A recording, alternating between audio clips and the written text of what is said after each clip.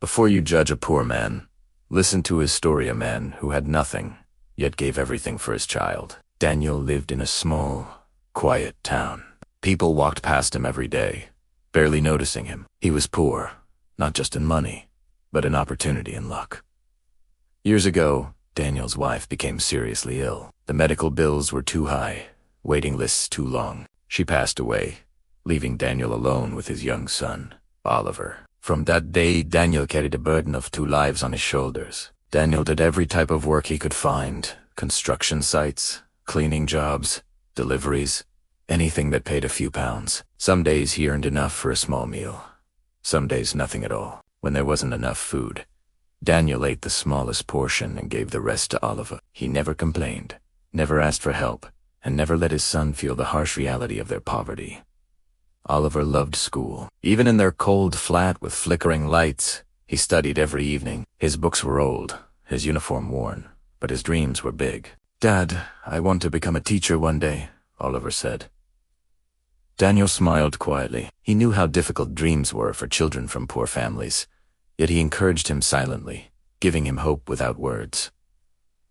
Neighbors often whispered about them. Why bother with education? He'll end up like his father.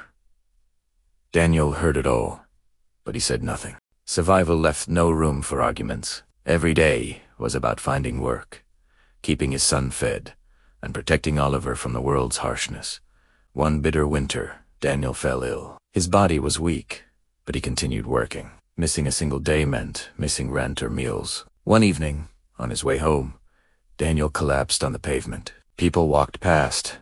Some looked. Most did nothing.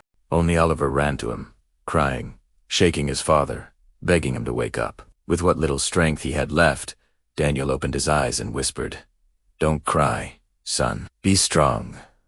Those were his final words. That night, Daniel passed away quietly, without fanfare, without recognition. Oliver was taken into a government care home. He grew up with memories of cold nights, empty plates, and a father who never complained. Those memories became his motivation. He studied relentlessly, determined to make his father proud. Years later, Oliver achieved his dream. He became a teacher. On his first day in the classroom, he told his students, "My father had nothing. He never owned a house. He never had savings.